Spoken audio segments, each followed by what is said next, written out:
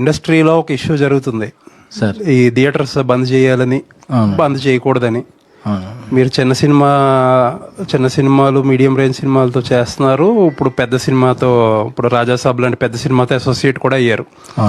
అసలు ఏంటి ఈ ఇష్యూ గురించి ఏంటి ఒపీనియన్ ఏంటి? అంటే మీ పర్సనల్ ఒపీనియన్ ఏంటి, ఇండస్ట్రీ పర్స్పెక్టివ్ ఏంటి?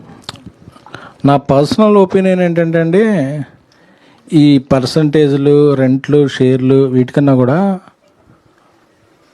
ఆడియన్స్ దగ్గర నుంచి ఒక కంప్లైంట్ ఉంది సినిమాల మీద. దాన్ని మనం ఎంత సీరియస్గా తీసుకుంటున్నాం. అలాగే మేకింగ్ సైడు అది పర్సంటేజ్ ఆఫ్ ఆడియన్స్ తగ్గిపోతున్నారు. ఫస్ట్ మనం ఎంత పర్సంటేజ్ పంచుకుంటాం, తర్వాత థియేటర్కి వచ్చే పర్సంటేజ్ తగ్గిపోతున్నప్పుడు ఎక్కువ పర్సంటేజ్లో వాళ్ళని ఎలా తీసుకురావాలనే దాని మీద పెద్దలు ఫస్ట్ కాన్సన్ట్రేట్ చేస్తూ బాగుంటుందని. ఎందుకంటే వచ్చేది ఎక్కువ మంది ఉంటే అన్ని సమస్యలు తీరిపోతాయి. ఇప్పుడు వచ్చేవాళ్ళు తగ్గిపోయారు కాబట్టే రెవెన్యూ తగ్గిపోయింది. ఇప్పుడు మేము ఎలాగా అన్నాం. వచ్చేవాళ్ళు ఎక్కువ ఎలా తెప్పించాలి అనే దానికి ఆడియన్స్ సైడ్ నుంచి కొన్ని ఇవి ఉన్నాయి, ఇండస్ట్రీ సైడ్ నుంచి కొన్ని ఉన్నాయి.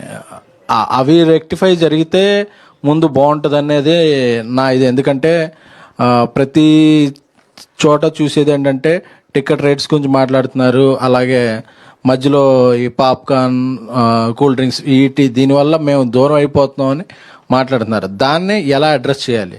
అలాగే ఇతర స్టేట్స్లో ఫ్లెక్సిబుల్ టికెటింగ్ ఉంటుంది అక్కడ. ఎందుకంటే మార్నింగ్ షోకి వచ్చే ఆడియన్స్ తగ్గిపోతున్నారు, ఈవినింగ్ షోస్ బాగుంటున్నాయి, అలాగే వీకెండ్స్ బాగుంటున్నాయి.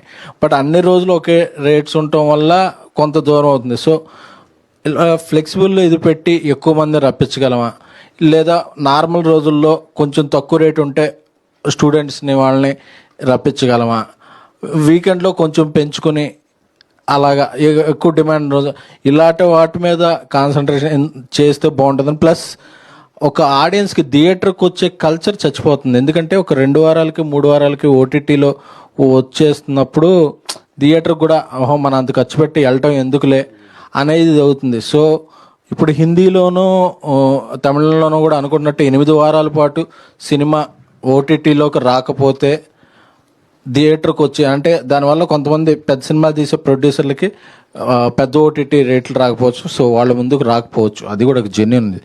బట్ అలా అనుకుని అందరం 2 వారాలకి 3 వారాలకి ఇచ్చుకుంటూ వెళ్ళిపోతుంటే ఆడియన్స్ థియేటర్కి వచ్చేదే.